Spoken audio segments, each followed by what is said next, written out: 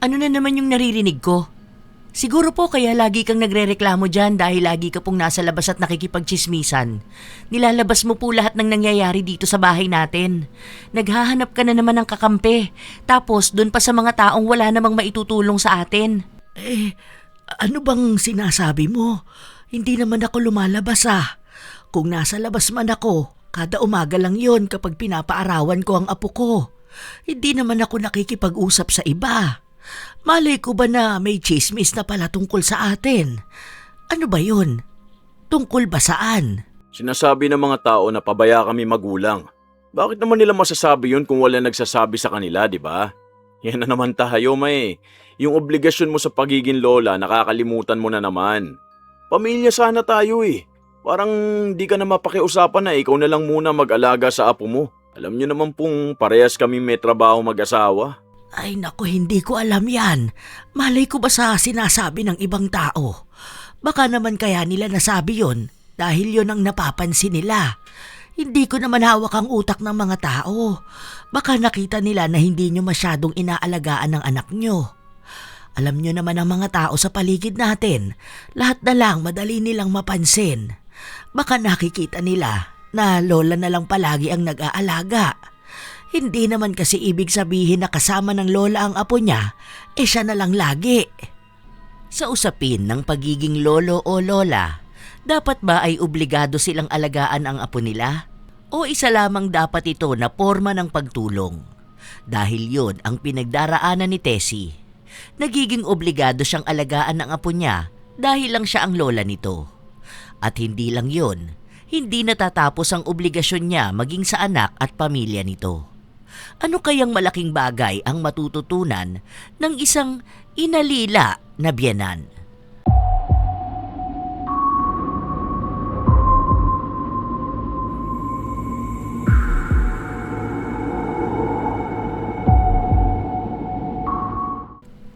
Bilisan mo na, babe. Anong oras na, oh? Teka lang naman, di ko nga mahanap ang sapatos ko eh. Nasaan na yung isa nito? Ay, tinangay na naman ni Balat. Ano ba naman yung asong yan? Buti na lang, hindi nginat-ngat. Sabihin mo kay mama, itali na lang niya mamaya. Bilisan mo na. Hihintayin kita sa kotse, ha? Sige, teka lang. Nasaan ba si Mama? Tutulog pa yata eh, pupuntahan ko lang. Ma! Gising na po! Bakit? Anong nangyayari? Alis po kami ni Amera. Bali yung aso, itali nyo po pagkatapos yung pakainin. Si Dandan ha, huwag niyong pababayaan. Magluto ka na lang ng kakainin nyo kasi sa labas kami kakain ng asawa ko. Bakit hindi nyo isama ang anak nyo? Saan ba kayo pupunta? Date namin tong dalawa, Ma. Kayo nang bahala sa anak namin. Alagaan nyo na lang muna. Sige ma, alis na ako. Walang ibang nagawa si Tessie dahil siya naman ang palaging pinag-iiwanan sa apo niya. Dalawa ang anak ni Tessie, parehas na may asawa na.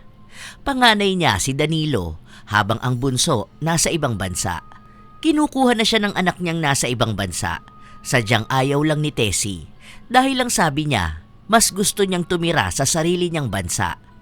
Kaya ang nangyari ay kinuha na lang siya ni Danilo. Pinagawaan ng sarili niyang kwarto at ang buong akala niya ay kusang loob yun ng anak niya. Hanggang sa unti-unti na niyang napapansin na siya na ang nagiging yaya at kasambahay. May 5 taong gulang na anak kasi sina Danilo. Makulit na bata at palaging dapat susundan. Mabilis na mapagod ang matanda pero kailangan niya pa ring alagaan ang kanyang apo. Walang sahod dahil ang sabi ng anak niya, nakikitira siya ng libre at kumakain ng pagkain nila. Siya na rin ang nagsisilbing kasambahay. Tagalaba, tagaluto, tagalinis ng bahay. Ang katwiran ng anak niya, simpleng gawain lang naman daw yun at dati naman siyang kasambahay. Ilang araw pa ang lumipas, kada walang pasok sa trabaho ang mag-asawa, lagi silang nasa labas. Silang dalawa lang talaga. Ma, aalis pala kami bukas ha. 7 a.m. naman po yun. Bale, 3 araw kami doon ni Danilo. Paimpake na lang kami, Ma.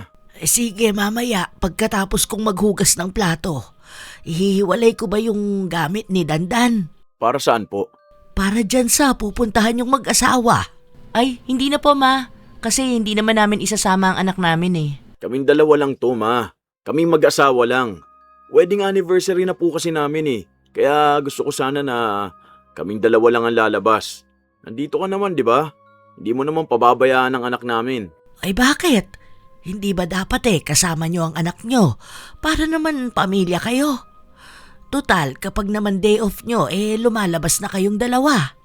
Ni hindi nyo isinasama ang anak nyo. Kawawa naman. Family bonding nyo na lang yan. Makulit po yang si Dandan, ma. Saka na lang namin yan isasama kapag may utak na at napagsasabihan na.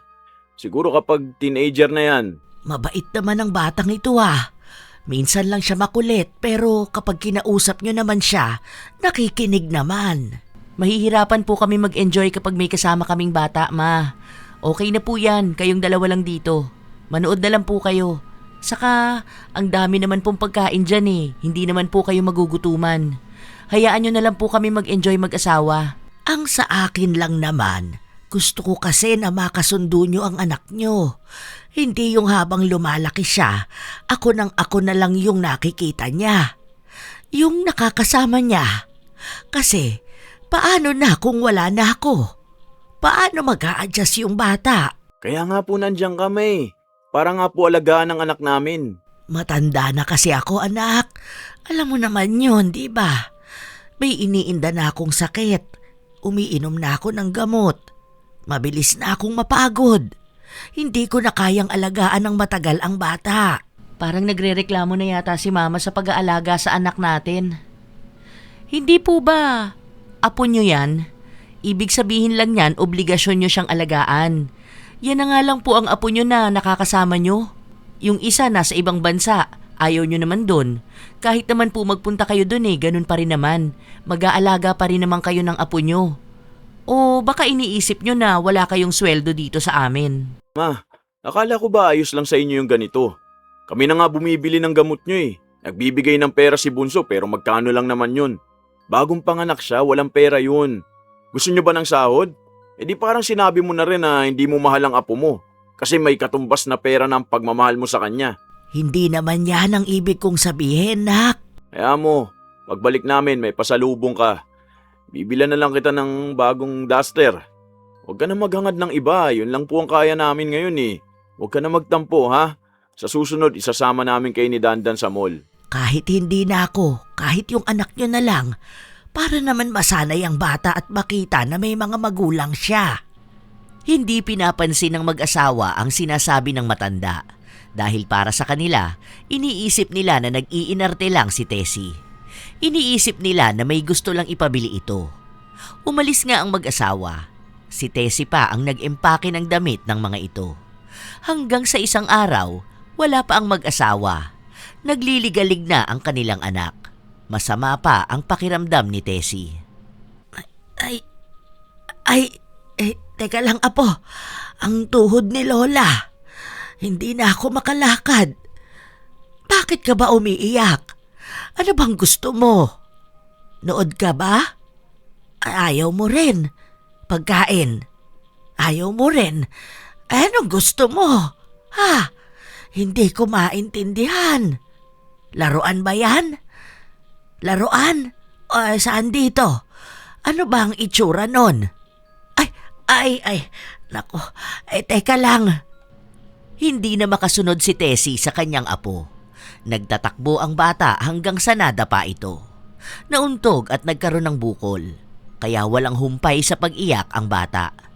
Maya-maya pa, tumawag si Danilo kung saan narinig nila na umiiyak ang anak nila. Anong nangyari kay Dandan? Nadapa siya. May bukol sa noo. Ano ba naman yan, ma? Si Dandan na nga lang po ang aalagaan nyo, hindi nyo pa magawa ng maayos. Bakit naman ganyan? Kawawa naman ang bata. Ay, takbo ng takbo. Hindi ko naman masundan at nanakit ang kasukasuan ko. Kahit na, ang bata pa niyan para hindi mo makontrol. Nagpalaki ka ng anak, imposible naman na hindi mo alam kung paano mag-alaga ng bata. Paano na yan? Iyak ng iyak ko? Kawawa naman. Patatahimikin ko na lang. Hindi ba yan lalagnatin, ma? Nakakainis naman, oh. Magkakasakit pa yung bata. Simpleng bagay na nga lang, hindi pa magawa. Hindi naman siguro. Lalagyan ko na lang ng yelo yung bukol. Ay, naku naman, nakaka-stress. Sana hindi na lang tayo muna tumawag eh.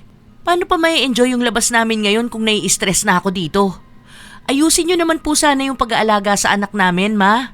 Hindi naman po ibig sabihin na wala kang sweldo dyan, hindi mo na rin mamahalin ang anak namin. Hindi ko naman sinasadya. Isa pa, aksidente yung nangyari.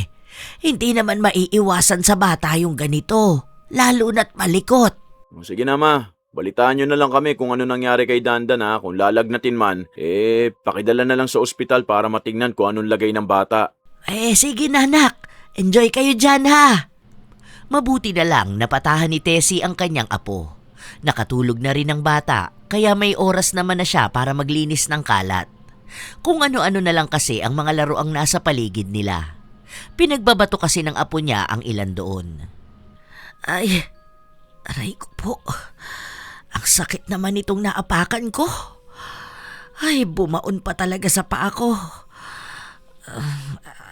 Sakit. Ininda ni Tessie ang sakit na yon. Hanggang sa ilang araw pa ang lumipas, umuwi na ang mag-asawa. Nananakit pa rin ang sugat sa talampakan ng matanda. Namamaga ngayon at tila ba lumalaki. Oh, ano nangyari dyan sa paa nyo, ma?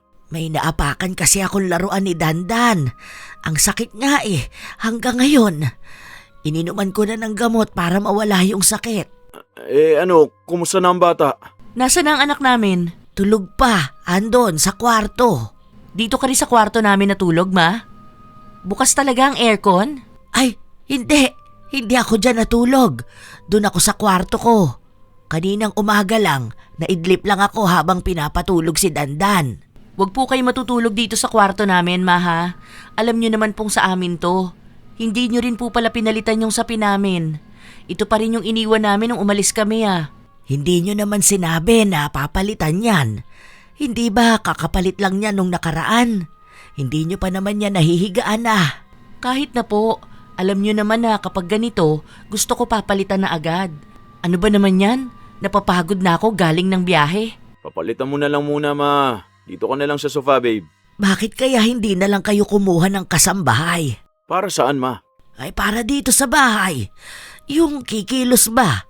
Yung magwawalis? Yung gagawa ng gawaing bahay? Anong ginagawa nyo? Hindi ko naman kayang sabay-sabayin yan, nak. Matanda na ako. Hindi ka pa naman po sobrang tanda. Ilang taon pa lang po kayo. Nasa 60s pa lang yata kayo. O baka wala pa. 62 na ako, anak. O bata pa nga. Yung iba nga nasa 80 years old na, nagtatrabaho pa rin sa bahay May kasambahay nga kami noon, ilang taon na ba yun? 76 years old na siya, pero kumikilo sa bahay. Kayo po, malakas pa naman kayo Nag-aalaga rin ako ng apo ko. Ayaw nyo na ba? Hindi nyo na ba mahal ang apo nyo? Syempre, mahal ko ang apo ko. Pero gusto ko yung alaga na kaya ko. Yung aalagaan ko lang siya kasi gusto ko siyang makasama. Yung ganun ba? Yung kung wala kayo, sige ako muna ang mag-aalaga. Pero pag nakauwi na kayo, parang kayo naman ang mag-alaga sa anak nyo. Kasi simula pa nung bagong silang ang apo ko Ako na ang nag-aalaga sa kanya. Baka naman pwedeng kayo naman bilang mga magulang niya. Parang sinusumbatan nyo naman kami niyan, may. Nakakasama ka naman ng loob. Kung kami nga, hindi naman namin sinusumbat yung mga naitulong namin sa'yo. Hindi naman ito panunumbat, nak. Saka lola ka naman, di ba? Sino namang lola ang hindi nag-aalaga ng apo nila? Yung mama nga ni Amera, ilan yung apo na inaalagaan nun? Siya pa nagpapaaral sa mga yun. Buti nga ikaw, isa lang ang inaalagaan mo. Isa lang ang responsibilidad nyo.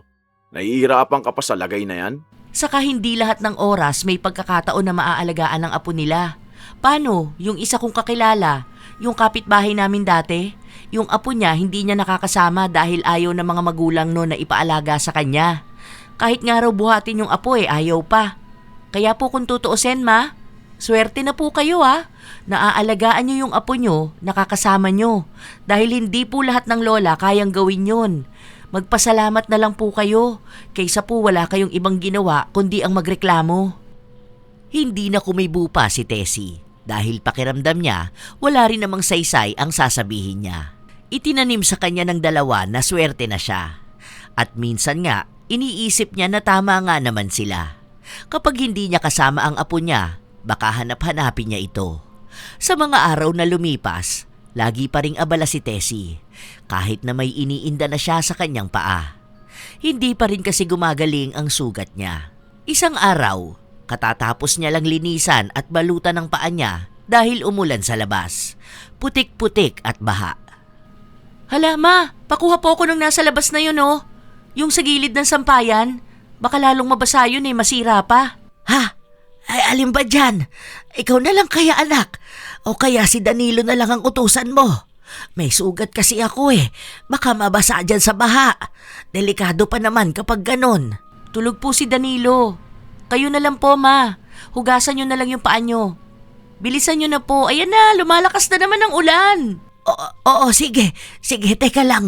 Bilisan nyo naman po. Ang bagal nyo. Hinayaan na lang ng matanda na malubog ang paa niya sa baha. Kaya matapos nun, kinabukasan lang din ay namaga ang sugat niya at buong paa niya. Hindi siya gaanong makalakad. Pinaturukan na niya yon, pero kahit na ganon, hindi pa rin maibsan ang sakit na nararamdaman niya. Aray! Ay, grabe! Ang sakit naman talaga, Nak, kunin niyo na muna si Dandan. Nasasagi ang paa ko. Wala naman kayong pasok, di ba? Kayo na lang muna ang mag-alaga sa bata, ha? Bakit po, ma? Aalis nga kami ngayon Manonood kami ng sine. May masakit sa akin. Hindi ako gaanong makakilos. Pakiramdam ko nga, ilalagnat ako. Sige na, kayo na muna ang mag-alaga sa anak nyo. Kung pwede, isama nyo na lang sa sinehan. Hindi pwede, ma. Ang likot ng bata na yan tapos kami pa mag-aalaga. Paano namin ma-enjoy ang panonood namin yan kung may kasama kaming bata? Hindi ba pwede na kayo namang pamilya ang lumabas? Pwede nga yun, ma. Kung may magbabantay kay Dandan. O sige, sasama na namin siya basta sasama ka rin. Kaya ko nga pinapasama sa inyo yung bata para makapagpahinga ako. Di mas malala pa pala yun kung sasama ako sa mall. Tapos ganito ko maglakad. Sinabi na ngang masakit ang paa ko. Dito na lang yan. Patulugin nyo na lang. Maliligo na ako, ma. Alis kami. Minsan na nga lang kami magkasama ng asawa ko at mag-date. Mas stress pa kami magdala ng bata. Saka na yan. Kapag kaya na ni Dandan alagaan ng sarili niya. Saka ako na lang siya isasama lumabas-labas. Sa ngayon, kayo po muna dito sa bahay. Huwag kayong mag-alala. Uuwian na lang namin kayo ng pagkain. Pahinga ka na lang din kapag natulog na si Dandan. Babe, tapos na ako maligo. Akala ko nakaligo ka na. Hindi mo ginamit yung isang CR? Kaligo na ako Kinausap lang ako ni mama. Tungkol saan? Sinabi ko lang na baka pwedeng isama nyo yung anak nyo sa labas. Manonood daw kasi kayo ng sine. Si mama naman di nainis yung mga kasama namin doon kung may bata na makulit. Para namang hindi nyo alam na yung ibang nanonood ng sine ayaw na iistorbo. Kahit naman kami ayaw namin nun. Malikot yung batang yan. Okay na babe, nasabi ko na kay mama yon. Ligo na ako. Baka sa susunod hindi ko na masundan yung mga galaw ni Dandan. Baka naman pwedeng kumuha na kayo ng yaya niya. Dagdag lang po yan sa gastos namin, ma. Para naman pong hindi nyo alam na nag-iipon kaming dalawa ni Danilo. Kaya nga po pati ako nagtatrabaho na dahil kailangan namin ng pera. Kung kukuha kami ng yaya, mababawasan yung ipon namin. Ilang beses po bang sasabihin sa inyo yung ganito? Lagi nyo na lang sinasabi yan. Akala ko pa naman napag-usapan na natin yung ganito. Nanghihina na kasi ako Iniisip nyo lang po yan, ma. Malakas pa kayo. Bata pa nga kayo. Akala nyo lang nanghihina kayo. Pero tinatamad lang po talaga kayong mag-alaga ng apo nyo. Iniisip ko lang kasi na dapat mas obligado kayong alagaan ng anak nyo. Inaasa po ba namin sa inyo lahat? Nagtatampo na naman po kayo dahil lalabas na naman kaming hindi kayo kasama. Nagbibigay lang po kami ng oras sa isa't isa ni Danilo. Para din po ito sa pagsasama naming dalawa. Wala naman akong problema kung lumalabas kayo. Ang akin lang, yung obligasyon nyo sa bata. Lumalaki na si Dandan, hindi nyo man lang sinasama sa labas. Kapag day off nyo, pumunta kayo ng mall, gaya nung ginagawa ng ibang mga magulang. Pag uwi nyo galing trabaho, alagaan nyo yung bata. Pwede kong alagaan pansamantala. Bantayan, pero yung ganito, nasa akin na lang iniasa ang lahat. Parang may kakaiba na. 5 taon na akong ganito. Hindi nyo mahal ang apo nyo. Yun lang yun. Kasi kung mahal nyo ang apo nyo, nagsasakripisyo kayo. Hindi nyo iniinda ang pagod. Hindi nyo iniinda ang puyat. Kaso, hindi po eh. Lagi kayong nagrereklamo. Para tuloy napipilitan na lang kayo lagi sa anak namin. Ako naman kasi yung hindi nyo iniintindi. Huwag na po kayong magpaliwanag. Yung mama ko nga po hindi binibigyan ng pera ng mga kapatid ko kahit siya nag-aalaga ng mga apo niya. Ang lagi niya lang sinasabi na kasiyahan niya ang alagaan niya ang mga apo niya. Dahil nga obligasyon niya yun. Anak yun ng anak niya. Kaya dapat mas lalo niyang mahalin. Kayo, baliktad po eh. Laging nagrereklamo. Libre na nga lahat. San ka titira kung wala ka rito? Anong kakainin mo? May libre ka po bang tubig? Kuryente? May bibili ba ng gamot mo? Wala naman po, di ba? Ginagawa namin yun sa'yo ngayon dahil kaanak ka. Ibig sabihin lang, gawin mo rin yung para sa anak namin. Malas po sa buhay ang panay reklamo. Iwasan niyo po yun. Nasisira na ang mood ko eh. Excited pa naman akong umalis at manood. Hindi na naghintay pa si Amera na magsalita ang kanyang biyenan. Kusa na siyang umalis para mag-asikaso. Tiniis na lang ng matanda kahit na kumikirot ang kanyang paa. Nakaupo lang siya habang ang apo niya panay na naman ang pagkakalat. Mabuti na lang kahit paano hindi ito tinotopak. Nakikinig sa kanya kapag sinasabi niyang huwag hahawakan ng isang bagay na masisira. Hapon na, nakatulog ang maglola. Dala na rin ang pagod at epekto ng gamot na ininom ni Tessie. Nagising na lang sila nung nakarinig sila ng ingay. Pati nga ang bata nagising. Lumabas ng kwarto ang matanda. Nakita niya ang mag-asawa, nakauuwi lang. Hay! Ano ba naman yan? Uuwi ka ng bahay, ganito kakalat. Tingnan mo nga yan oh, bakit may sulat yung pader? Ay, ang gulo-gulo ng bahay natin. Nakakainis naman talaga oh. Ay, pasensya na. Kagigising lang namin. Natulog si Dandan? Oo, sabay kaming dalawa. Nauna lang siya ng mga ilang minuto.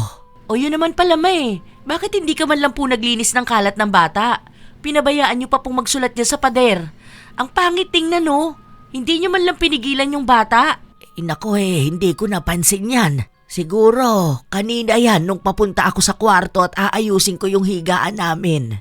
Ito mga kalat, ma. Nakatulog nga ako dahil uminom ako ng gamot. Hindi ko na nailigpit. Kanina kasi nagliligpit ako, kaso nagkakalat pa rin si Dandan. Hindi ko naman masundan, gawa nga na kumikirot ang paa ko. Sana nung natulog si Dandan ginawa nyo. Kung hindi pala kayo makakilos ng gising ang bata, sana kahit saglit ginawa nyo tong trabaho nyong ganito. Dali lang pundapuntin itong mga laruan oh. Simula bukas itatago ko na itong mga to. Baka naman magwala ang anak mo niyan. Di kayong dumisiplina. Lumalaki naman na siya eh. Mag-aaral na nga yun sa pasukan eh. Sabihan nyo na hindi na siya dapat naglalaro. Dapat nga tinuturuan na yung anak natin. Ewan ko kay mama, bakit hindi niya magawang turuan yung bata? Silang dalawa na nga lang ang magkasama dito sa bahay eh. Wala naman siyang ibang ginagawa. Isipin mo, ilang oras tayo sa trabaho natin, tapos yun din ang oras na nandito sila sa bahay. Paano kasi? Walang ibang ginawa yung mama mo kundi ang magreklamo. Feeling ko, sinasadya niya tong makalat para sabihin niya na naman sa atin na mag-hire tayo ng yaya o kasambahay. Palibasa kasi gusto ng mama mo, gastos tayo ng gastos. Habang siya, andito lang sa bahay. Hayahay sa buhay. Teka lang, liligpitin ko yan. Kung hindi pa pupunahin, hindi pa gagawin. Sana naman po sa susunod, ayusin nyo naman na po ma. Kasi inuuna nyo po palagi yung pagrereklamo eh. Hindi nyo naman po nakikita kung anong mali na nagagawa nyo sa bahay. Akala nyo po kasi palaging kayo yung kawawa. Ito po pala, may uwi kaming pagkain. Hindi namin naubos ni Amera kanina eh. Malinis po yan ma. Nahalo lang yung 2 ulam kasi walang lagayan. Kain na kayo ni Dandan. Ay, aray. Aray. Ang sakit naman talaga ng sugat ko. Oo. Hindi pinansin ng dalawa si Tessie. Hinalikan lang ni Danilo sa noo ang anak nila bago sila pumasok sa loob ng kwarto. Sa mga sumunod na araw, paulit-ulit lang ang nangyayari. Gigising ng maaga si Tessie dahil paghahainan niya ng pagkain ng anak niya at ang asawa nito. Maaga rin kasing nagigising ang apo niya, laging nanghihingi agad ng makakain. Good morning. Nagsasangag lang ako. Anong amoy yun? Alin? Baka itong niluluto ko. Tinapa, itlog, tapos itong sinangag. Ang baho po kasi, Ma. Nangangamoy sa buong bahay. Buksan niyo po yung pinto at bintana. Baka maiwan yung amoy eh. Sa susunod po, Ma, kapag magluluto ka ng ganito, please po, sa labas niyo na lang gawin. Diyan na lang po sa likod oh. Iba kasi yung amoy eh. Saka yan lang po ba talaga ang ulam na niluto mo? Anong babaunin namin sa trabaho? Meron pa akong pambaon sa inyo. Adobo. Good morning, ano yan? Uy, sarap naman ng adobo na yan. Patikim nga ako. Anak, baon nyo yan sa trabaho. Ito yung ulam natin ngayon. Akala ko ito. Uy, ayos din yan ah. Gawa ka ng sausawan ma yung suka na may sili. Bakit parang ang putla naman itong adobo? Ano yan? Bakit ganyan ang lasa? Bakit? Patikim nga ako. Medyo matabang. Ay nako, matabang ba? Iba na yata ang panlasa ko Sa akin kasi, tama lang. Kapag sobra na yan, ang alat na sa panlasa ko. Teka, dadagdagan ko na lang pala ng asin. Lutuin ko na lang ulit. Hindi ko alam na may matabang pala na adobo. Ang madalas ko kasing nalalasahan, maalat. Dahil ba sa toyo? Ayusin nyo naman po, Ma. Buti na lang hindi pa namin nadadala yan sa trabaho. Baka hindi na ako makakain yan kapag nagkataon. Okay na ba tong sinangag ma? Hindi pa. Teka lang. Ma, magbabanyo ata si Dandan. Paasikaso po. Ay naku, teka lang anak. Pwede bang ikaw muna? Nagluluto pa kasi ako ikaw kaya, Amera? Kakagising ko lang po, Ma. Saka ayoko maghugas ng puwit ng bata. Nandidiri ako. Kayo na lang po. Bilisan mo na lang dyan sa niluluto mo. Nagugutom na rin kasi ako para makaligo na at makapag-asikaso. Ayoko malate sa trabaho. Ma, bilisan mo naman. Wala pang plato sa mesa oh. Si Dandan kanina ka pa tinatawag. Ba naman yan ma? Hindi ka pa rin po ba sanay sa ganito? Naku, teka lang mga anak Huwag niyo naman akong madaliin. Natataranta ako. Aray! Ang sakit. Ay, kakamadali ko na hawakan ko tuloy itong kawali. Aray. Ma, si Dandan kanina pa po tapos dun sa CR. Hugasan nyo na ang puwet. Ang tagal naman Ma, pwede na ba to? Kakain na kami, nagugutom na talaga ako. Nasaan na yung pinapagawa kong suka na may sili? Ano ba yan ma? Paano naman makakakain na maayos yung tao? Nahihilo na si Tessie. Hindi na niya alam kung anong gagawin niya. Anong uunahin niya? Dahil lahat sa kanya na lang inaasa. Pagod na siya. May iniinda pa siyang sakit. Pero wala siyang ibang magawa kundi ang kumilos. Hanggang sa pag-alis ng mag-asawa, siya pa ang nag-aasikaso. Siya pa ang magbubukas ng gate. Siya pa ang mag-aabot ng mga naiwan ng mga ito. Para bang hindi na nila kayang kumilos nang wala siya. Pagkatapos niyang magluto at kumain, maglilinis naman siya ng kusina. Mag-aalaga siya ng apo, maglalaba. Ang katwiran ng mag-asawa, kung bakit siya pa ang naglalaba, isasalang niya lang naman daw yon sa automatic washing machine na binili nila. Hindi na raw siya magkukusot, hindi na siya magbabanlaw. Kapag natapos na maglaba, isasampay niya na lang ang mga yon. Ang dami niyang nagawa sa isang araw, kaya nung hapon na, pagod na siya. Aray, grabe naman tong sugat na to. Parang hindi naman yata gumagaling. Wala namang kwenta yung gamot na nireseta sa akin. Kahit yung pamahid, mas lumalala lang yung sugat ko. Sakit. Uy, grabe. Sinubukan na ni Tessie ang lahat ng alam niya para gumaling ang paa niya. Hanggang sa nanghingi siya ng dahon, pinakuluan niya yon at doon niya dapat ibababad ang paa niya. Pero, aksidenteng natabig yon ng apo niya. Kaya ang bata ang nabanlian sa paa. Kaunti lang naman yon pero masakit pa rin yon para sa isang bata. Namula ang paa ni Dandan, iyak ng iyak. Dahil hindi alam ng matanda ang gagawin niya, dinala na lang niya sa ospital ang apo niya. Agad niya ring tinawagan ang mga magulang nito. Nagmamadaling magpunta sa ospital ang mag-asawa. Ano na naman po to, ma? Ano ba naman yan? Kawawa naman ang anak namin. Hindi naman yun sadya, anak. Bali, yung paa ko talaga dapat ang ilalagay ko sa batya. Kaso, ang likot kasi ni Dandan. Pasensya na, pero sabi ng doktor, wala namang masamang nangyari. Napaso lang talaga ang bata. Namumula yung paa, pero ilang araw lang daw ay magiging maayos na siya. Nag-out pa ako sa trabaho para dito. Alam niyo po ba kung magkano ang makakalta sa akin dahil sa ginawa niyong to? Nakakainis talaga. Sayang ang sahod ko. Ano ba naman kasi yan? Kahit ako, nasa meeting pa naman ako. Nagko-close kami ng delay. Si mama naman laging hindi iniisip yung ibang tao. Bakit kasi nagpapakulo ka noon? Binila na nga kita ng gamot para dyan sa sugat mo sa paa eh. Hindi mo kasi iniinom, hindi mo rin pinapahid yung gamot. Ang mahal ng bili ko dun ha. Ang hilig nyo kasi mag-aksaya. Kala nyo, pinupulot lang yung pera eh. Tapos magrereklamo na naman yan. Sasabihin niya bakit kasi hindi tayo kumuha ng magbabantay sa anak natin. Pwede bang pagsalitain niyo muna ako? Nagpakulo nga ako noon dahil maganda yung dahon na yon para sa mga sugat. Naalala ko nung kabataan ko, ganun ang gamit ng tatay ko para sa mga sugat. Binababad lang doon. Gumaling ba ang sugat mo? Hindi naman, di ba? Nakaperwisyo ka lang ho, ma. Nakasakit ka ng anak namin, naistorbo niyo pa kami sa mga trabaho namin. Ano ba yan? Nakaka-stress naman talaga tong mga nangyayaring ganito. Pasensya na, hindi ko naman talaga sinasadya. Hindi na ba kayo pwedeng bumalik sa trabaho nyo? Umalis na nga kami, pababalikin mo pa. Tara na, umuwi na tayo. Pwede naman na umuwi si Dandan, di ba? Oo, pwede naman na. Tara na, bumaba na kayo. Hihintayin na lang namin kayo sa sasakyan. Sa susunod po, isipin nyo naman yung ginagawa nyo para naman walang naiistorbo. Hilig kasi mang abale. Wala nang ibang gagawin kundi alagaan yung bata hindi pa magawa. Ang iresponsable na lola. Nakakainis! Teka, paano yung anak nyo? Hindi naman yun makakalakad agad. Kailangan buhatin.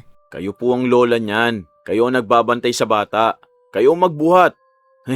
Ako na nga magdadrive pa uwi. Alangan naman ako pa pagbubuhatin. Gaan lang ng batang yan, oh. Kahit nasabihin ni Tessie na hindi niya kayang buhati ng apo niya, dulot nga ng sugat niya, hindi siya pinakinggan ng mag-asawa. Talagang sa kanya na lang inaasa ang lahat. Mabuti na lang may kapitbahay silang naroon din. Yun ang bumuhat sa bata at nagdala sa sasakyan. Nagulat pa nga ito.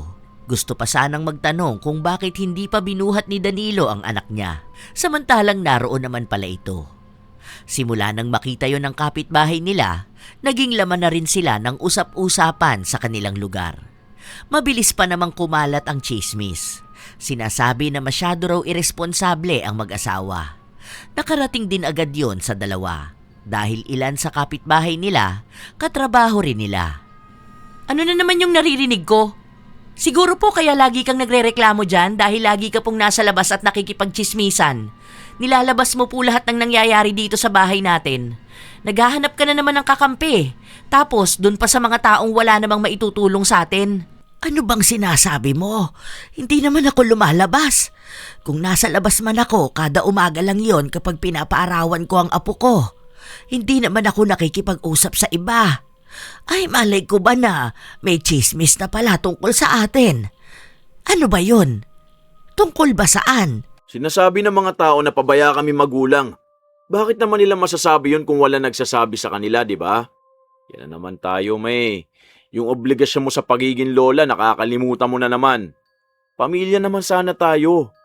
Parang hindi ka na mapakiusapan na ikaw na lang muna mag-alaga sa apo mo.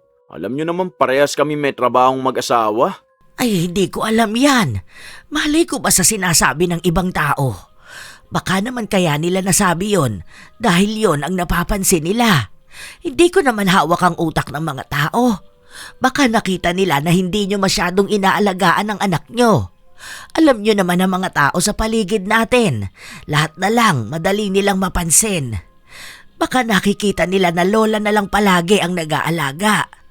Hindi naman kasi ibig sabihin na kasama ng lola ang apo niya, siya na lang lagi. Hindi natatapos ang obligasyon mo sa anak mo. Dapat kasama nun ang apo mo. Ibig sabihin, kapag ba nagkaanak na si Dandan ganito rin ang mangyayari sa'yo.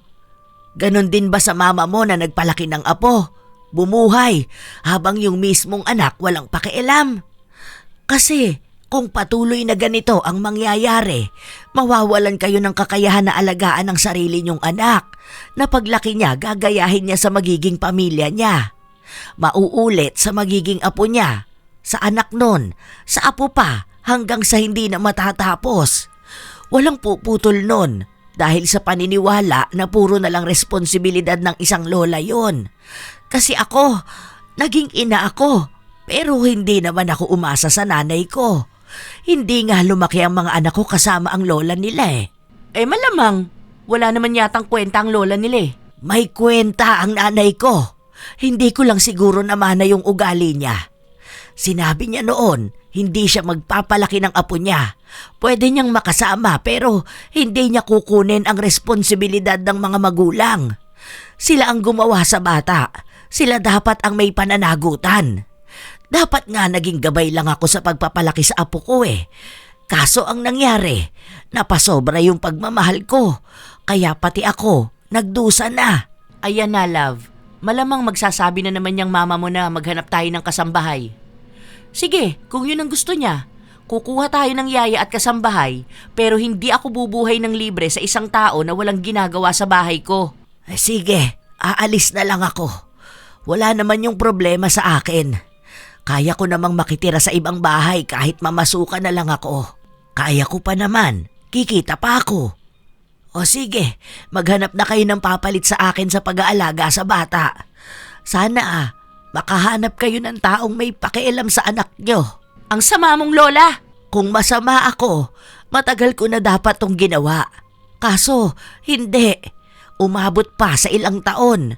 Umabot pa sa ilang panunumbat, ilang pagod, ilang puyat. Lahat na ako na ang sumalo. Sige na, kung hindi nyo maaalagaan ang anak nyo, maghanap kayo ng ibang lola niya. O kaya ibigay mo rin sa mama mo. Tutal, yon, sanay magpalaki ng apo. Pinigilan ni Danilo ang kanyang ina na umalis. Mabuti na lang masakit ang paa ng matanda kaya hindi ito agad nakalabas ng bahay. Nadaan pa sa pagpapaawa si Tessie dahil mismong anak na niya ang nakikiusap sa kanya na wag na muna siyang umalis. Tumawag pa nga ito sa kapatid niya para ito na ang magsabi sa ina na wag nang magpunta kung saan-saan dahil baka mas maging delikado pa ang buhay nito. Noong araw na yon, hindi na lang muna pinaalagaan ni Danilo ang anak nila. Hinayaan niya muna ang ina na makapagpahinga.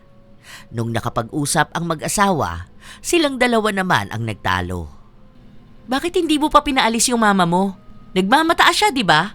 Total ayaw naman niya yung obligasyon dito sa bahay Akala niya kung sino siyang dapat masunod. Ano siya, Reyna, na hindi kikilo sa bahay? Bahay natin to. Dapat mas tayo ang masusunod kesa sa kanya. Sino mag-aalaga sa anak natin? Kukuha nga tayo ng yaya at kasambahay. O tingin mo magkano magagastos natin yan? Malaki-laki. May benefits pa tayong dapat hulugan. Libre pagkain, libre tirahan, pasasahurin pa natin. Magkano rin magagastos natin sa isang buwan kapag si mama ang nandito sa bahay? Pagkain lang, tirahan at gamot niya yung kailangan natin. Hindi ganun kalaki ang mawawala sa income natin. Ayaw na nga ng mama mo. Konting uto lang sa kanya, papayag ulit yan. Kilala ko si mama. Alam ko na kapag naging mabait ka lang sa kanya, daanin natin sa pakiusapan, papayag pa rin siya mag-alaga sa anak natin. Kailangan nandito si mama kasi libre tayo ng yaya at kasambahay. O anong gusto mong gawin ko? Mag-sorry tayo, ganun. Bukas day off natin. Isama natin sila sa mall. Alagaan muna natin pansamantala ang anak natin. Kasi sa kanya pa rin naman lalapit si Dandan kahit anong gawin natin Siya pa rin ang hahanapin ng bata. Kaya mangyayari, lalambot na naman ang puso niya sa apo niya. Hanggang sa hindi niya namamalayan na nagiging yaya na naman siya. Magpapasok ka na Kailangan na maghahatid sundo kay Dandan sa school. Babaan muna natin ang pride natin, okay? Kahit ngayon lang. Kahit pansamantala lang. Ganun nga ang ginawa ng mag-asawa. Nung kinagabihan, si Amera ang nagluto ng hapunan nila. Marunong naman siya kahit paano. Hindi lang sobrang galing. Pinapakita rin ni Danilo na inaalagaan niya ang anak nila. Kahit na halatang pilit na pilit lang yun. Oh, kaya nyo naman pala eh. Bakit kailangan pang sa akin iasa lahat? Pasensya ka na po, ma. Alam niyo naman na minsan busy talaga kami sa trabaho ng asawa ko eh. Minsan nga gusto kong wag na magtrabaho si Amera kaso hindi talaga kaya ng sahod ko yung mga bayarin dito. Ang bilis magtaas ng bills, dagdag pa yung mga bilihin. Kung iisa lang ang may trabaho, paano naman yung kinabukasan ng anak namin? Kaya nga po, ma. Pasensya ka na po ha. Minsan po ang maldita ko. Hindi ko lang po maiwasan yung emosyon ko eh. Kasi ang dami ko pong iniisip talaga. Ang dami ko pong pinoproblema. Lalo na sa trabaho ko ngayon. Salo ko po ang pressure. Yung boss ko po kasi, ako yung inaaway. Laging ako yung pinagsasabihan. Alam nyo, wala namang problema sa akin kung gusto nyong makisuyo na alagaan ko ang apo ko. Ang sa akin lang, gusto ko rin naman makitang inaalagaan nyo siya. Ayan, tingnan nyo. Mas masaya kayong tingnan kapag ganyan.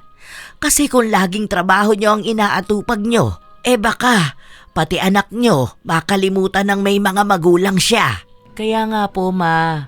Kaya po, sorry na ha. Hayaan nyo po, babawi po kami sa inyo. Kaya po bukas, lalabas tayo. Hindi na. Kahit na hindi nyo na ako isama. Kayo na lang pamilya. Okay na ako rito sa bahay. Hindi po, ma. Sasama ka. Tayo ang pamilya eh. Para ipapatingin din natin yung paanyo. Kasi namamagana oh. Doon na lang natin ipa-check up yan sa private hospital. Para po mabigyan kayo ng tamang gamot. Para gumaling na yan. Huwag na po kayong tumanggi, ma. Kami naman po ang magtatampo niyan sa inyo. Sama-sama po tayo, ha? Pamilya po tayo, ma. Noong una, nahihiya pa si Tessie dahil ayaw niyang sumasama sa mga ganong lakad. Hawak pa nga ni Danilo ang bata, pero nung nasa mall na sila at naglalakad, sa kanya lumalapit si Dandan. Pinagsasabihan niya ang bata na magpunta sa mga magulang nito, pero ayaw ng apo niya. Mas sanay talaga ito na siya ang kasama. Masaya ang naging takbo ng buong araw nila. Ang dami nilang ginawa, kahit na paano, gumaan din ang pakiramdam ng matanda. Tama nga si Danilo. Alam na alam niya kung paano niya mapapaikot ang ina. Simpleng kasiyahan lang ang gusto nito. Kaya yon ang ibinigay nila kahit na peke naman ang emosyon nilang mag-asawa. Nagpunta sila ng ospital. Bumili ng gamot si Danilo. Talagang pinakita niya sa ina na may dapat siyang ipagpasalamat at bagay na maaaring maisumbat kung hindi ito papayag na alagaan ulit ang apo nito. Lumipas ang ilang araw, naiiwan na naman siyang kasama ang apo niya. Siya na naman ang nagbabantay. Aray! Grabe, ang sakit talaga. Ang tagal na ng sugat ko na to Hindi naman gumagaling. Umiiwas naman ako sa sugar. Iba talaga kapag paa ang nagkasugat, no? Hindi basta-basta gumagaling. Ay, ang sakit. Uminom ka na po ba ng gamot, ma? Oo naman. Tama naman yung oras ng inom ko. Aray, grabe. Ganyan din yung lola ng katrabaho ko eh. Sa kanya naman nakaapak siya ng bubog. Ano po ba ulit nangyari sa inyo, ma? Naapakan ko nga yung laruan ni Dandan. Tapos namaga siya nung lumusong ako sa baha. Baka ganyan talaga kapag may edad na. Gagaling din po yan basta uminom lang kayo ng gamot. Saka yung pamahid sa sugat. Mahal bili doon. Siguro naman po effective yun. Saka lagi nyo na lang pong lilinisan yan. Nakakalakad pa naman po kayo, no? Oo naman. Kaso kasi medyo hirap. Iika-ika. Hindi ako pwedeng tuloy-tuloy na maglalakad. Kailangan laging may pahinga yung paa ko. Grabe, kapag naiapa ko kasi ng biglaan, ay nako, napakasakit. Ala, paano kaya yan? Bukas ng first day ng klase ni Dandan. Sino maghahatid sa kanya? Wala kayong pasok bukas Meron po. May meeting kami bukas. Baka hapon na ako makauwi nun. Ako nga walang day off ng 2 weeks. Di ba nga sabi ko may problema sa trabaho ko?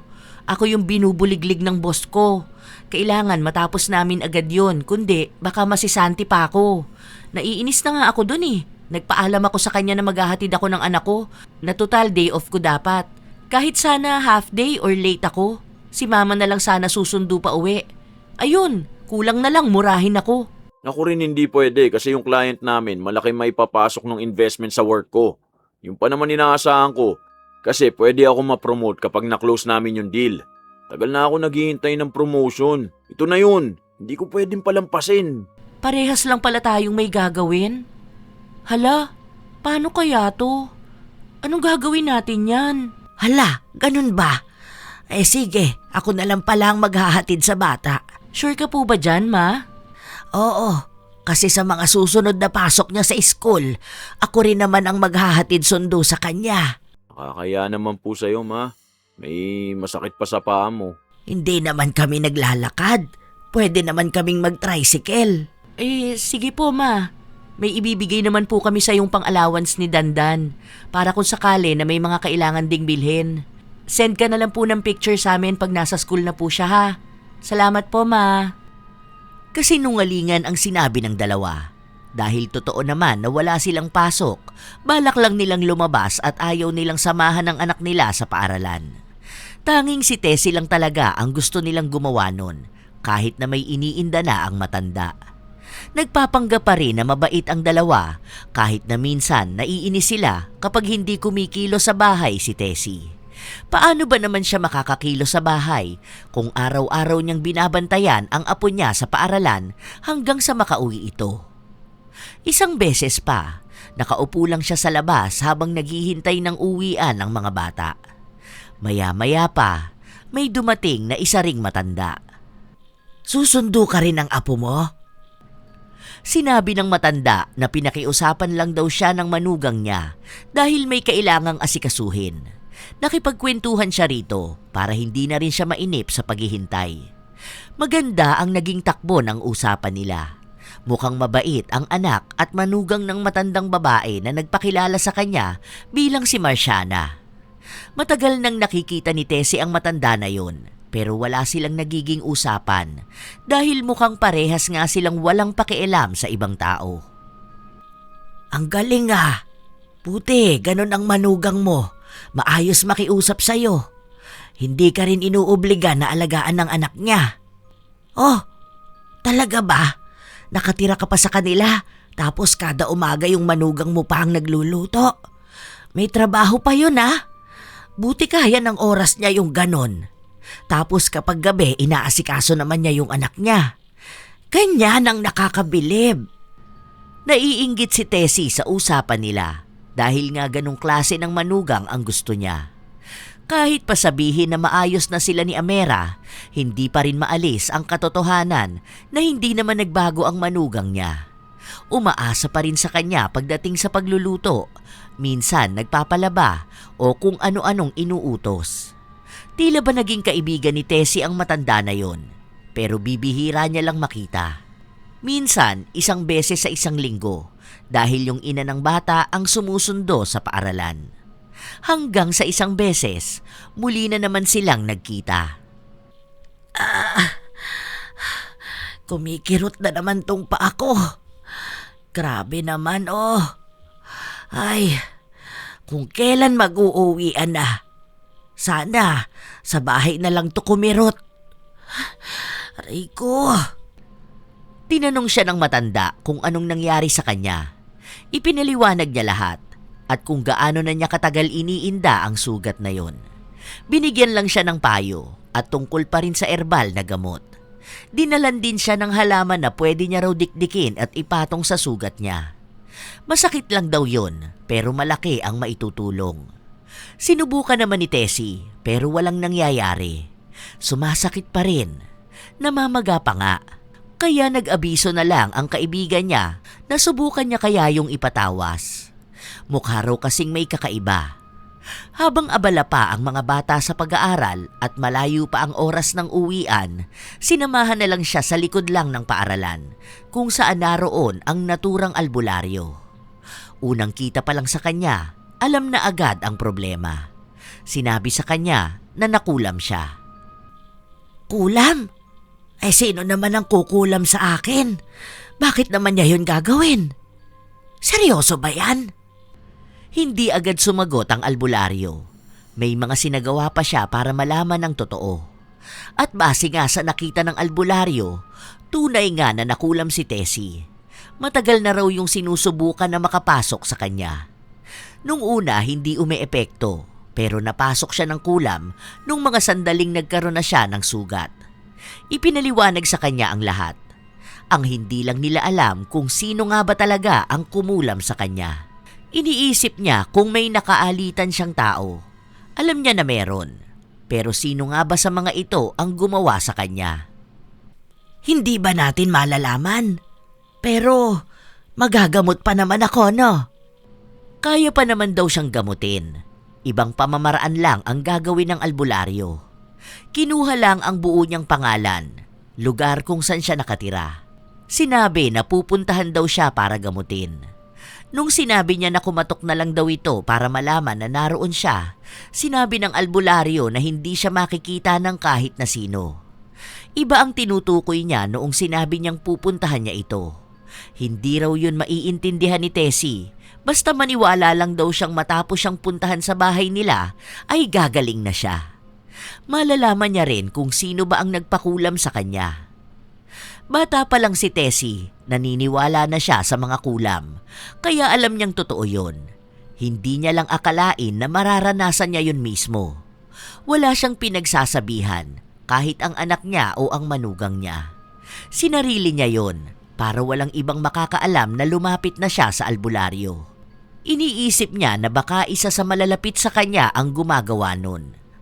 Nung umuwi na si Tessie, naabutan niyang nasa bahay na rin ang mag-asawa. Oh, ang aga niyo naman yatang umuwi. Oo ma, kasi natapos na agad yung trabaho namin eh. Kanina pa ba kayo? Sana sinundo niyo na lang si Dandan sa school. Ay oo nga pala, may activity sila. Kailangan ng parents. 2 kayo mismo. Eh, kailan ba yan ma? Sasabihin pa lang daw eh.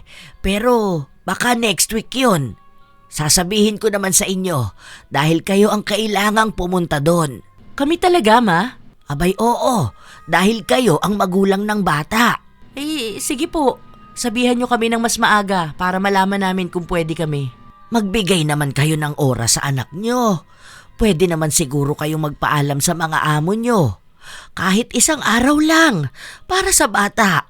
Sige na, magpapahinga na ako. Antok na ako. May iniinda pa rin ang matanda, pero kahit paano, paunti-unti itong nawawala. Nung natutulog siya, nakapanaginip siya ng hindi maganda. Mahirap ipaliwanag, pero masyadong madilim. Para siyang may pinapanood na 2 anino. Isang madilim, isang maliwanag. Hindi niya yun binigyan ng pansin dahil akala niya isa lang naman yung normal na panaginip. Hanggang sa nagising siya kinabukasan. Uhaw na uhaw. Napatayo agad siya para kumuha ng tubig. Teka, ha? Ibig sabihin, hindi na sumasakit ang paa ko. Ang galing ah. May sugat pa rin pero hindi na siya kumikirot. Ito yata yung ibig sabihin ng albularyo. Pumunta kaya siya rito kagabi para gamutin ako? Paano niya kaya yun nagawa? Ang galing. Masaya na ang matanda dahil gumaling na rin ang halos 1 taon na niyang iniinda. Alam niyang sugat na lang ang naiwan at hamak na mas madali naman yung gamutin. Ininuman niya ng gamot. Sinubukan na ibabad sa mga dahon na pinakuluan niya.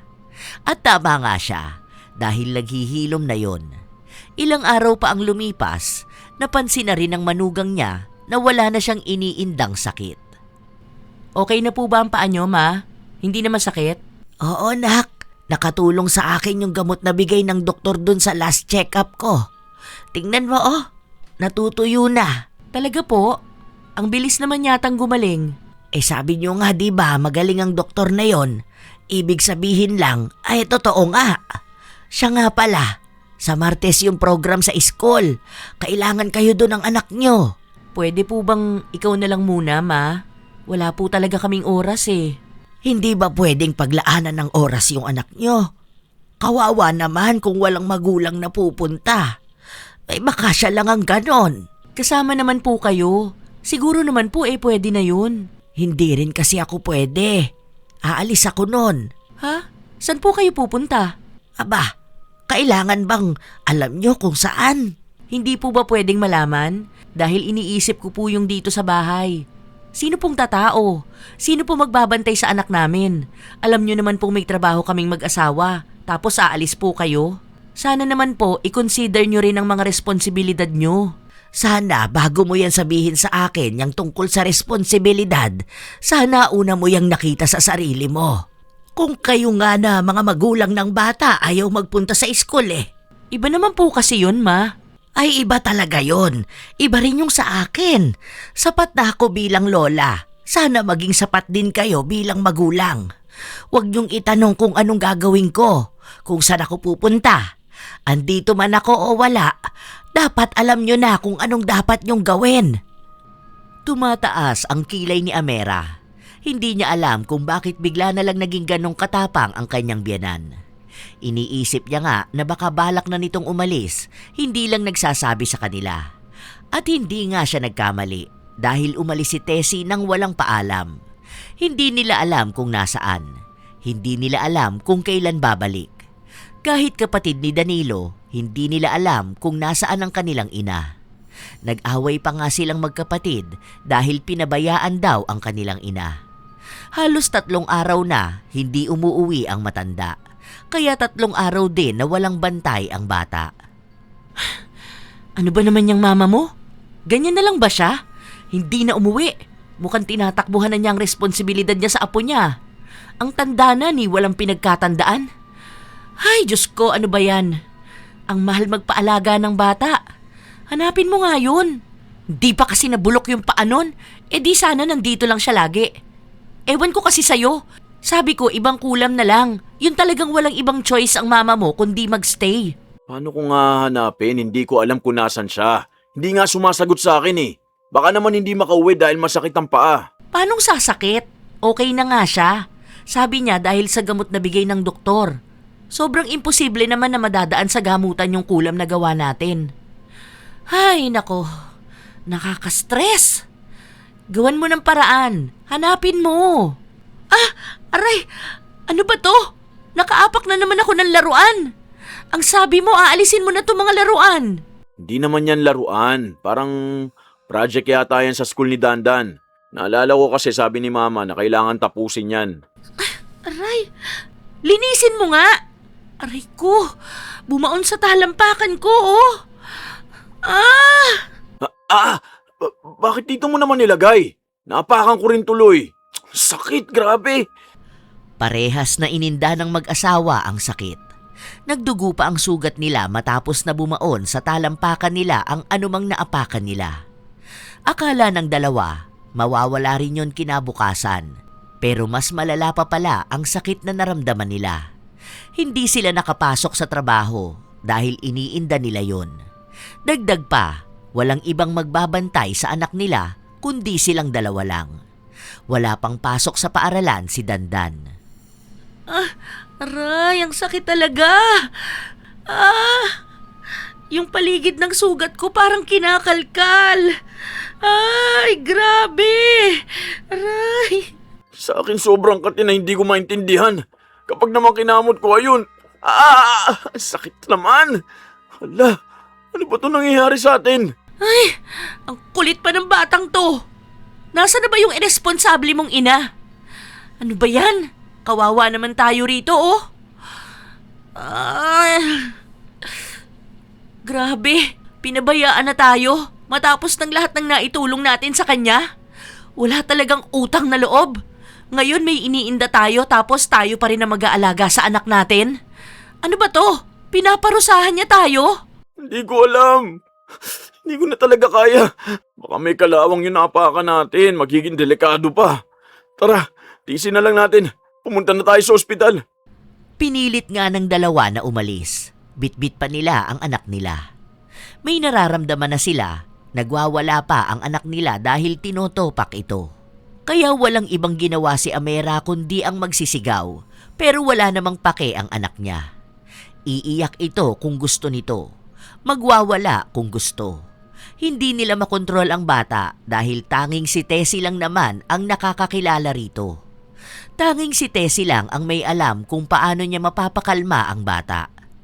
Naturukan naman ang dalawa, pero pagka-uwi nila sa bahay, balik na naman sa sakit. Mas malala pa. Aray, namamaga yung injection sa akin. Parang naipon lang dito oh. Aray, grabe. Sobrang sakit talaga. Aray ko. Samut-saring ingay ang nasa loob ng bahay. Hiyaw ng mag-asawa sa sakit, hiyaw rin ang anak nilang hindi matigil. Sobrang gulo ng loob ng bahay nila. Wala silang magawa. Maya-maya lang, dumating si Tessie. Doon lang tumigil sa pag-iyak at pagwawala ang apo niya. Ano ba naman kayong dalawa? Kasama nyo na nga ang anak nyo eh. Hindi nyo pa mapatigil sa pag-iyak. Saan ka ba galing ha? Hindi mo man lang naisip yung responsibilidad mo rito sa bahay. Ako pa talaga? Oh, anong nangyari sa inyo? Di ka kasi umuwi. Di ka naglinis ng bahayan tuloy. Nasugatan kami. May naapakan kayo. Bakit kasi hindi nyo tinitignan ang dinaraanan nyo? Alam nyong may bata kayong kasama. Malamang makalat. Kung hindi ko nagawa yung gawaing bahay, sana kayo na lang ang gumawa, di ba? Tutali, kayo naman ang nakatira rito. Paalis-alis kasi kayo eh. Ngayon kami pa ang sisisihin nyo. Dahil wala namang ibang dapat sisihin. Buti nga bumalik pa ako dito eh. Hindi ko na sana gagawin yon. Kaso, may gusto lang akong makita at malaman. Isa pa, naaawa rin kasi ako sa apo ko. Alam ko na ang magiging kalagayan niya kapag kayo ang kasama. At lahat nga ng hinala ko, tama. Hindi na muling nakaapila ang mag-asawa dahil ininda nila ng malala ang sakit na nararamdaman nila. Dahil nga sa nangyari sa kanila, nawalan sila ng trabaho. Mabuti na lang may ipon sila. Hindi na rin sila basta makakilos ng sila lang, kaya sino pang aasahan nila? Si Tessie na naman. Pero ang matanda, hindi na kagaya noon. Hindi na siya madaling mauuto ng anak niya. Hindi na rin siya nagpapaalila. Kung inaalagaan man niya ang apo niya, minsan ay dala na lang ng awa at pagmamahal. Hindi na kasi talaga ito matutukan ng mga magulang. Kung noon ngang walang iniinda ang mga ito, pinapabayaan ng bata, ngayon pa kayang maging sarili nila ay hindi na nila maaasikaso? Anong tinutunganga niyong dalawa riyan? Bakit wala pang pagkain? Ang tagal mo namang umuwi. Hindi kami makainom ng gamot oh. Aray, kumikirot na naman tuloy yung sugat ko sa paa. Kaya hindi kami gumagaling eh. Parang sinasadya mo to. Ano bang gusto mong patunayan? Ay bakit hindi kayo magluto? Paalang naman ang masakit sa inyo ah. Nakakahawak pa naman yung kamay nyo. Nakakalasa pa naman yung mga dila nyo. Ang dali lang magluto. Grabe ang sakit. Paano hindi ikaw ang gagawa nun? Obligasyon mo yun. Ang alin? Ang alagaan kami ng anak mo. Lalo na ngayon na may sakit kami. Wala akong obligasyon sa kahit na sino sa inyo. Hindi na ulit ako magpapaalila sa mga taong wala namang utang na loob. Kaya wag mo akong pagmamalakihan. Ano bang ipinagmamalaki mo, ha? Ay, marami. Hindi ko na kailangan pang isa-isahin sa isang taong wala rin namang kakayahan na umunawa. Sa ngayon, ang apo ko lang ang aalagaan ko. Hindi dahil obligado kong gawin yon, kundi naaawa ako sa bata. Hindi kayo kasama sa awa na yon. Kung kayo nga hindi naawa sa akin tapos ako maaawa sa inyo? Ay, ang galing nyo naman. Noong una, hindi nauunawaan ni Amera kung anong kinagagalit ng kanyang biyenan. Hanggang sa isang araw, habang magkakaharap silang tatlo, muli na naman nilang pinagtalunan ang tungkol sa obligasyon. Usapin na hindi matapos-tapos. Di ka ba talaga naawa sa akin, ma? Sakit. Hindi ba wala namang katapusan ng obligasyon ng isang ina para sa anak niya? Bakit ngayon kung umasta naman kayo parang napakasama naming tao? Kahit simpleng tulong lang hindi nyo pa magawa. Gusto nyo kapag tutulong kayo, babayaran kayo. Kailan pa kayo naging ganid sa pera? Sabi ko sa'yo eh. Una pa lang plano na ng mama mo tong ganito. Gusto niya kasing samantalahin ang kahinaan natin. Hanggang ngayon ba, hindi nyo pa rin alam kung anong ginawa nyo, ha? Mali ang tanong ko. Hanggang ngayon ba itatago nyo pa rin ang masama nyong ginawa sa akin? Sige nga, ikaw anak, anong nagawa kong mali sa'yo para hayaan at damayan mo ang asawa mong ipakulam ako? Hindi ko alam kung sino sa inyong dalawa ang may pakananon. Pero, sige nga, ipaliwanag nyong maigi kung bakit kailangan nyong gawin yun sa akin. Ano bang kulam ang sinasabi mo dyan? Ayan mismo. Yan, yung kulam na bumalik lang din sa inyong dalawa. Akala nyo yata habang buhay kong paghihirapan yung ganyang sakit, ano? Anong pakiramdam na sa inyo na yan ang yayari? Ang hirap, di ba? Paano pa kaya ako na ginawa nyong alila? Bakit ako pa, ha? Huwag na kayong magmaang-maangan dyan. Paano naman, ma? Nakakainis ka. Hindi ka naman kumikilos sa bahay. Ni hindi ka namin masahan. Lagi ka pa nagrereklamo. Nagawa lang naman namin yung para magbago ka eh. Para naman matuto ka. At talagang ganyan pa ang naisip mong dahilan? Napakababaw para ganituhin mo ang sarili mong ina. Ina na nagsakripisyo para sa'yo. Ina na nagmahal at nag-alaga sa'yo. Alam mo, kahit na kailan, kahit na kanino, kahit pa dyan sa asawa mong yan, hindi mo kailanman makukuha ang pagmamahal na ibinigay ko sa'yo. Ayokong intindihin ka. Pagod na ako. Minsan yun na akong nagawa ng masama. Hindi na ako papayag na maulit yun. Nakakasama lang talaga ng loob.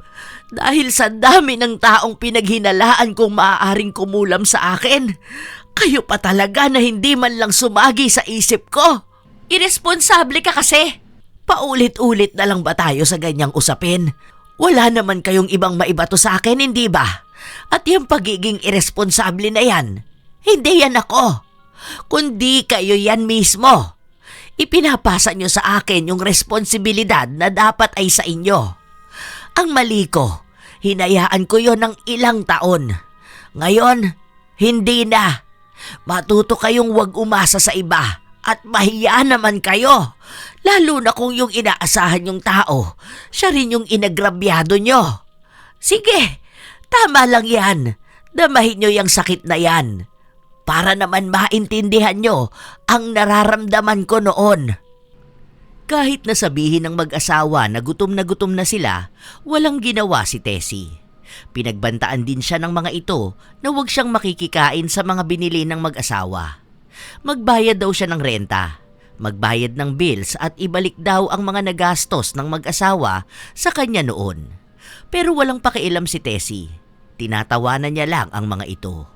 Mukha rin namang hindi nagbabago ang dalawa. Hanggang sa isang araw, nag-usap ang mag-asawa na magpanggap na hihingi sila ng tawad.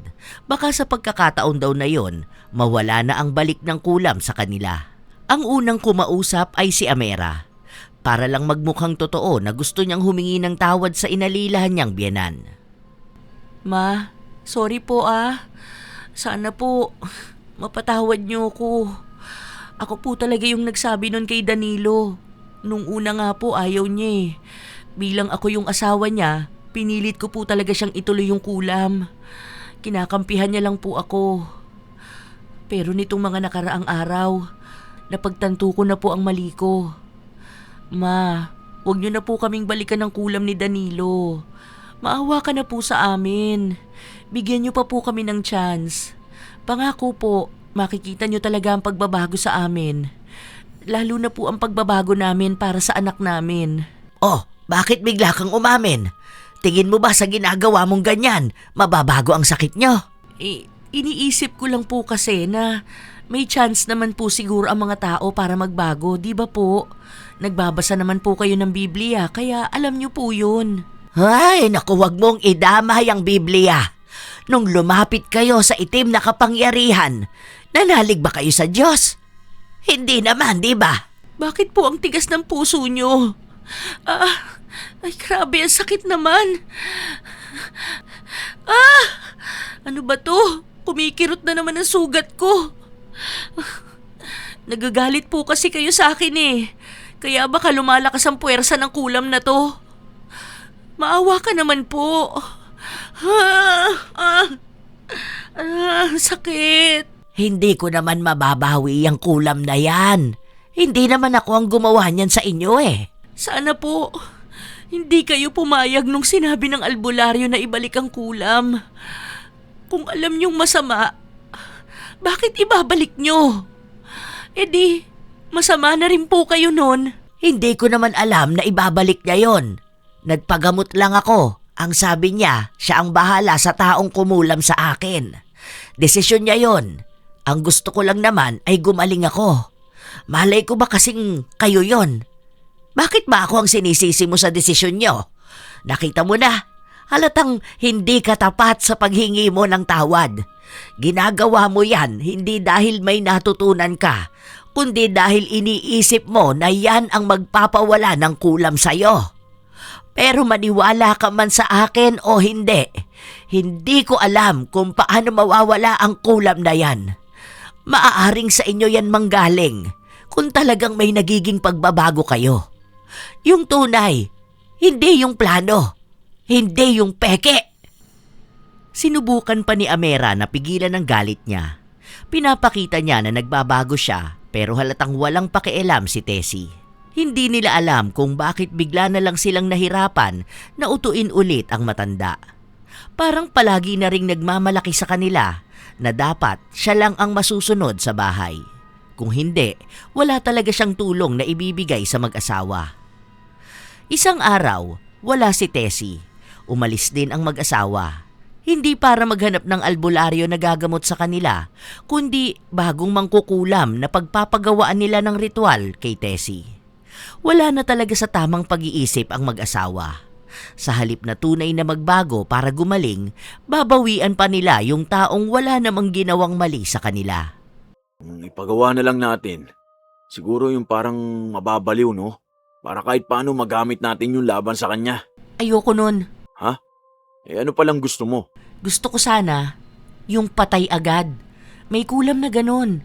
Yung isang beses na matindi ang sakit, sabay diretso na sa kamatayan. Ayoko na nung pahihirapan siya. Hindi naman siya nadadala eh. Saka baka magpagamot lang siya. Unahan na natin. Ha? Oh, bakit? Ayaw mo ba? Tutal matanda na naman na ang mama mo. Sa susunod kasi niyan, magiging pasanin lang siya sa atin. Kapag mas tumanda na siya, sino bang mag-aalaga sa kanya?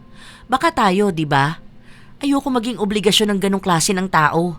Baka maging bayad pa sa utang na loob yung pag-aalaga sa kanya. Ayoko. Tuluyan na natin. Seryoso ka ba? Di ba pwedeng yung ibang parusa na lang? Kung natatakot ka, ako na lang. Bahala ka dyan. Nakakatakot naman kasi ang ganyan, babe. Walang iba dyan, okay? Iba na kasi yan eh. Ang kinakatakot ko kasi baka Huwag ka kasing matakot. Maniwala ka lang na magiging maayos ang ritual na gagawin para sa mama mo. Hindi na rin naman siya matututo, di ba? E di alisin na lang siya sa mundo para bawas peste at salot. Kasi naman, babe, isipin mo yun. Laging akala mo siya ang boss. Dapat nga naninilbihan lang siya sa atin. Alila lang siya, kumbaga. Yung alila na obligado talaga dahil wala siyang choice. Hayaan mo na ang mama mo. Hindi naman yun nakakatulong sa atin eh. Dapat tayo lang ang palaging magkakampi. Kaya ituloy na natin ang pagpaparitual sa kanya. Pinigilan pa ni Danilo ang asawa niya. Dahil kahit naman masama ang loob niya sa ina, hindi naman ibig sabihin nun na gusto na niya itong mawala. Pero buo na sa loob ni Amera ang desisyon niya. Para bang handa na niyang itaya ang kaluluwa niya para lang mawala na sa mundo nila si Tessie. Ngunit sadyang mapaglaro ang tadhana. Dahil kung anong kulam na ginawa ni Amera, hindi sa biyenan niya ang tama, kundi sa sarili niyang asawa. Hindi tumalab kay Tessie dahil may gabay na naibigay sa kanya ang albularyo. Naging biglaan ang lahat dahil isang gabi nanakit na lang ng sobra ang ulo ni Danilo. Matapos nun ay hinimatay siya.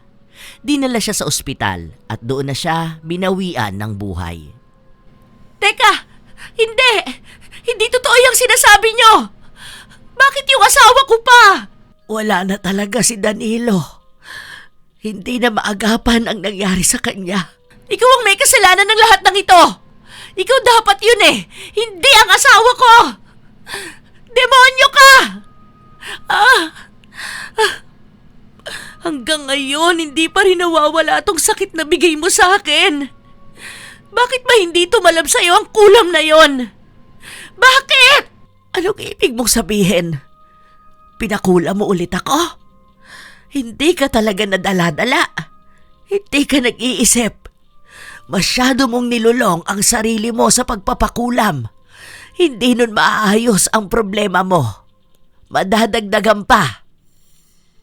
Ikaw ang dahilan kung bakit nawala ang asawa mo. Huwag mong isisi sa iba. Baliw ka na, Amera. Hindi ako papayag! Babawian kita! Hindi kita titigilan hanggang sa hindi ka napaparusahan!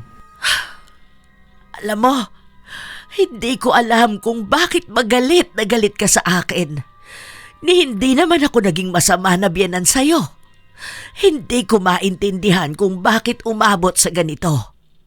Masyadong kakaiba ang utak mo. Hindi ko alam kung paano yan tumatakbo. Tumatanda ka na, ni hindi ka makaintindi. Hindi ka mag-obserba ng ibang tao para makita mo man lang sana kung ano ang mali mo. Hindi yung mali ka na, ipagpipilitan mo pa. Ikaw pa ang gagawa ng masama. Gagantihan kita! Babalikan kita! Hindi pa ako tapos sa'yo! Mukhang kahit na anong kausap ni Tessie sa kanyang manugang, hindi talaga ito makikinig sa kanya. Hindi bukas ang kaisipan nito para tanggapin ang katotohanan. Para na siyang nahihibang. Iba-ibang ideya na siya lang ang may alam. Sa mga lumipas na sandali, dahil nga wala na si Danilo, nabaliw na rin si Amera. Bigla na lang siyang nagwawala. Bigla siyang nananakit at kahit anak niya, hindi niya napipigilan ang sarili niya. Sobrang mahal na mahal niya si Danilo, kaya hindi niya kailanman matatanggap na nawala na ito. Tanging si Tessie lang ang sinisisi niya, kahit na siya naman ang gumawa nun sa asawa niya. Kung una pa lang pinigilan na niya ang sarili, walang masamang mangyayari. Kung nakita niya lang na laging may puwang sa pagbabago at kapatawaran, magiging masaya pa sana sila. Kaya nung nawala na si Danilo, mas lalo na siyang walang ibang pinakikinggan. Nagpakulam ulit siya, pero sa kanyang ina naman ang balik nito. Bawat taong mahalaga sa kanya, doon ang balik ng kulam. Hindi mawari kung kulam ba o sadyang pinangungunahan na siya ng karma. Natatakot na sa kanya si Tessie, kaya hindi na sila nakatira sa iisang bahay. Kinuha rin ng matanda ang apo niya dahil baka kung mapano pa ito. Hanggang sa isang araw, pinipilit ni Amera na kunin ang bata. Nasaan ang anak ko? Ibalik mo siya sa akin! Kung hindi, kakasuhan kita! Hindi mo nga pwedeng alagaan ang anak mo dahil baliw ka na. Nung nakaraan, binugbog mo siya dahil lang sa maingay siya. Bata pa ito. Mas may isip ka dapat. Mas lalong hindi naman pwedeng mapunta sa'yo ang anak namin ng asawa ko! Akala ko ba gusto mong maging responsable ako? Ngayon, pinapakita ko sa'yo kung ano ang tunay na ibig sabihin nun. Bilang lola, ang sabi mo, responsibilidad ko na alagaan ang apo ko. Ngayon, sasabihin ko sa'yo bilang lola, obligasyon kong protektahan ang apo ko sa sino mang mananakit sa kanya, kahit pa sa sarili niyang ina. Huwag mo na kaming guluhin pa, Amera. Alam mo kung bakit nangyayari sa'yo lahat ng ito? Kung bakit nababaliw ka na? Dahil napuno na ng dilim ang buong pagkatao mo. Yan mismo ang kapalit ng pagkahumaling mo sa kulam. Ang sakit ng ulo ko! Basta, sinasabi ko sa'yo kahit na anong gawin mo, hindi mo makukuha ang apo ko. Hindi ka rin naman nagpakaina sa kanya kahit noon pa, kaya wala ka ng karapatan pa sa kanya. Mas kaya ko siyang buhayin. Magbabait-baitan ka dyan at aasta na para kang huwara na lola? Matapos mo kaming pabayaan ng ilang taon? Ha? Anong pinabayaan? Kahit na kailan hindi ko yun ginawa sa inyo. Hindi lang naging sapat ang ginagawa ko dahil palagi kayong naghahangad ng sobra. Ginawa ko ang lahat para makatulong, para maalagaan lang si Dandan. Nung pinakulam niyo ko, hirap na hirap ako noon, hindi ba? Pero ano bang ginawa ko? Anak niyo pa rin ang inuna ko. Pamilya niyo pa rin ang mas pinili ko. Tapos malalaman ko na yung pagdurusa ko dahil lang pala sa inyo. Oo, apo ko si Dandan. Pero hindi ibig sabihin nun na aakuin ko na lahat. Lalo na't nandyan pa naman kayo ng anak ko nung nabubuhay pa siya. Kaya hindi ko tinotodo ang paglapit sa akin ng apo ko dahil nga gusto kong matuto kayo sa responsibilidad nyo para kung magkakaroon man ulit kayo ng anak. Hindi yan totoo! Hindi naman ako magagalit kung totoong nakikita ko na mahal mo ang anak namin. Ang ginagawa mo, parang gusto mo lang laging makalibre. Alam mo, walang saysay ang mga sinasabi ko sa iyo ngayon dahil hindi na nga gumagana ng maayos ang utak mo. Ayoko na rin mag-aksaya ng oras sa iyo. Bahala ka na sa buhay mo. Wala naman na ang anak ko at ako na ang bahala sa apo ko. Kung ano bang pinagdaraanan mo ngayon, kabayaran na yan sa mga kasalanan mo noon. Basta ako, alam kong wala akong ginagawang masama. Ibinuhos ko lahat, kahit magbuka na akong kawawa na alila nyo. Ngayon, hindi na pwedeng paulit-ulit na pagbigyan ng isang tao. Hindi mo na rin naman kami makikita pa ng anak mo. Totoo ang sinabi ni Tessie dahil balak niyang dali ng apo sa malayong probinsya. Kilala niya si Amera. Hindi ito nagbabiyahe sa malayo at walang alam sa ibang lugar. Hindi rin naman ito alam kung saang probinsya dadalhin ang anak niya. Maaaring may kakaharaping kaso si Tessie kung lalapit sa husgado si Amera, pero hindi naman yon ang ginagawa nito. Iisang batas lang naman ang alam ni Amera, ang batas ng itim na kapangyarihan. Sinigurado na rin ni Tessie na hindi na sila mabilis lapitan ng itim na mahika, lalo na ang apo niya. Doon niya mas ipinaglaban ang obligasyon na pilit na hinahanap ng manugang niya sa kanya. Simula noon, ang huling balita lang na nalaman ni Tessie tungkol sa manugang niya, nabaliw na raw ito ng tuluyan. Minsan daw may mga tao itong biglang inaaway, lalo na yung mga lola na kasama ang apo nito. Lagi niyang iniisip na yun si Tessie at ang anak niya. Minsan, bigla na lang siyang naninigaw din ng ibang tao at sinasabi na ipapakulam niya. Sadyang nagsama-sama na lahat ng balikulam sa kanya para tuluyang masiraan ng bait. Minsan talaga, hindi alam ng iba ang pagkakaiba ng pagtulong at responsibilidad. Kapag nakasanayan na ng isang pamilya na may lola na laging nag-aalaga sa apo, nagluluto, naglilinis at gumagawa ng mga bagay para sa kanila, nagkakaroon ng maling paniniwala na tungkulin na ng lola ang lahat ng yon. Pero ang totoo, ang pagtulong ay kusang loob, samantalang ang responsibilidad ay bagay na dapat akuin ng taong tunay na may pananagutan. Ang pagiging lola ay hindi nangangahulugang responsibilidad na niyang palakihin ang apo. Maaari siyang tumulong dahil mahal niya ang kanyang apo, pero ang pangunahing tungkulin sa pagpapalaki ng bata ay nasa mga magulang nito. Sila ang may responsibilidad sa oras, pangangailangan, pag-aaral, disiplina at kinabukasan ng kanilang anak. Hindi rin obligasyon ng isang lola na pagsilbihan ang buong pamilya ng kanyang anak. Ang pagtulong ay dapat kusang loob at may hangganan. Mahalaga ring matutunan ng mga anak na ang tulong ng magulang ay hindi dapat inaangkin na parang karapatan. Dapat itong pahalagahan at suklian ng respeto at pasasalamat. Dahil ang tunay na pamilya ay hindi gumagamit ng salitang obligasyon para pilitin ng isang tao. Nagtutulungan sila dahil nagmamahalan sila, hindi dahil may taong kailangang magsakripisyo para sa lahat. Kayo ba mga apo? Naranasan niyo na ba ang naranasan ni Tessie? Lalo na sa mga may apo na. Naniniwala ba kayong obligasyon talaga ng isang lola na alagaan ang apo niya kahit na naroon naman ang mga magulang ng bata? Ibahagi niyo na sa amin ang inyong opinyon at komento. Naway may hatid na magandang aral ang ating bagong kwento. Ito ang inyong Lola Telang at maraming salamat sa araw-araw ninyong pakikinig, mga apo.